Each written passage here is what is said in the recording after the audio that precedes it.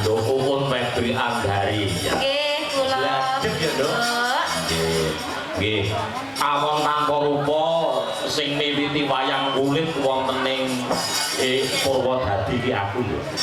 Oh, ngoten.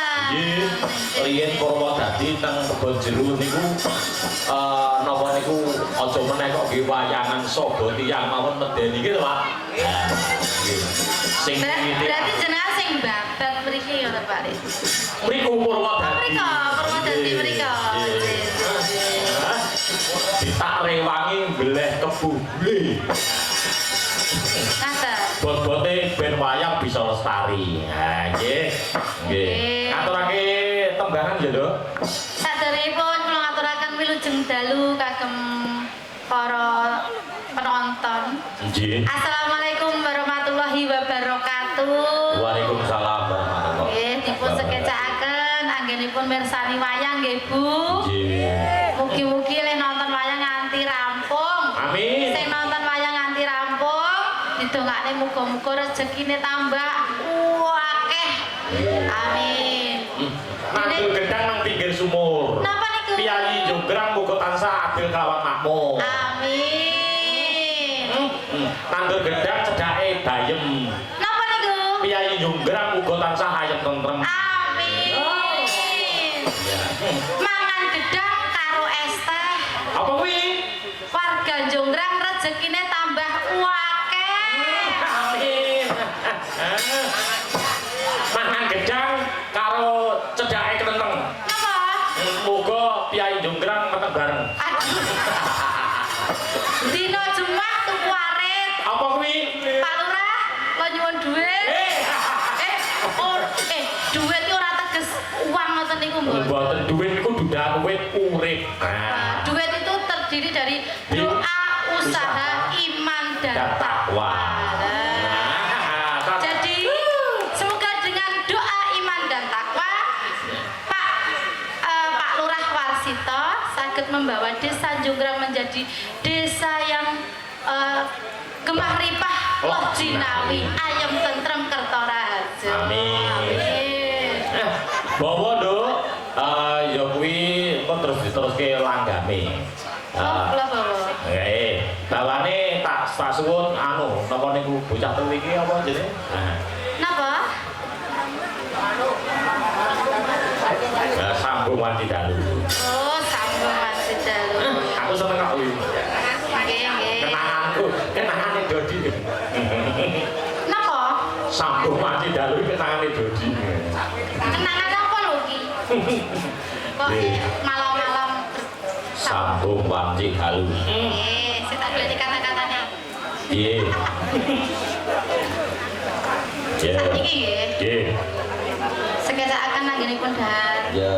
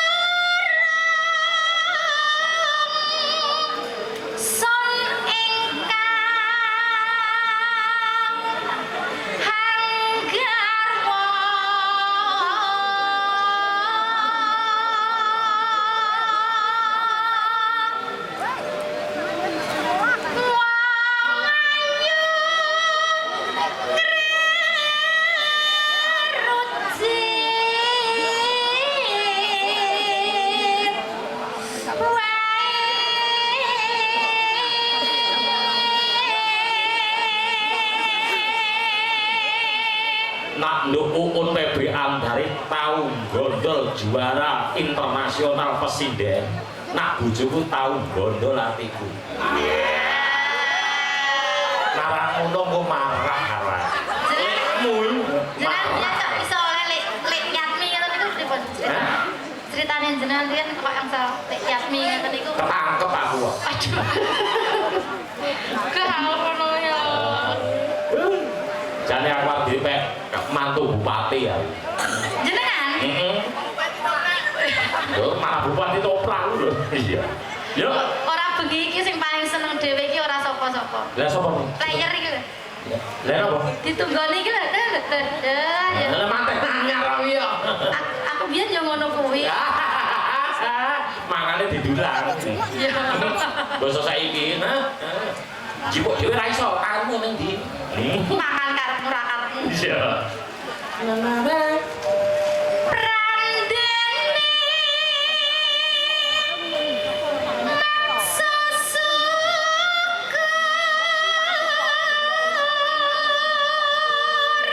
Hello.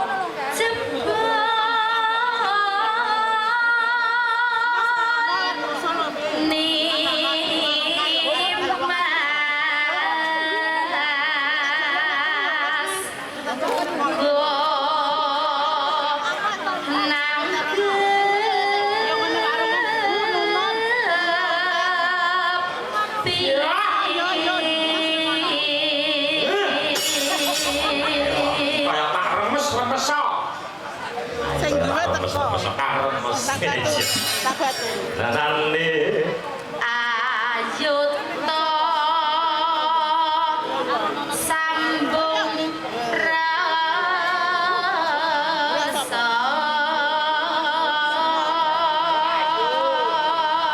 Jaluk jajan.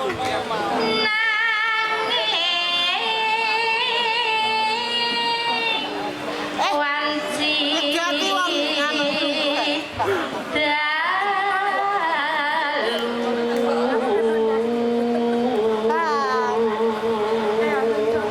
Suarane sampean sik kalah karo bojone Dodi. Ripo. Bojone Dodi kok apa-apa mung sak kata. Sak apa-apa sak kata ngono. Dikon apa kok nyanyi yo. Iki jane somong ora? Jembel. Iya. Tan ana ingkang ngrubeda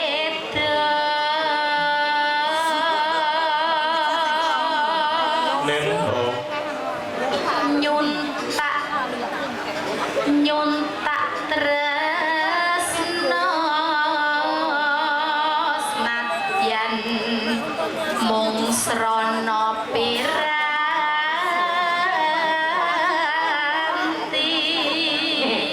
Iki ketoke jamane wis arep teknologi.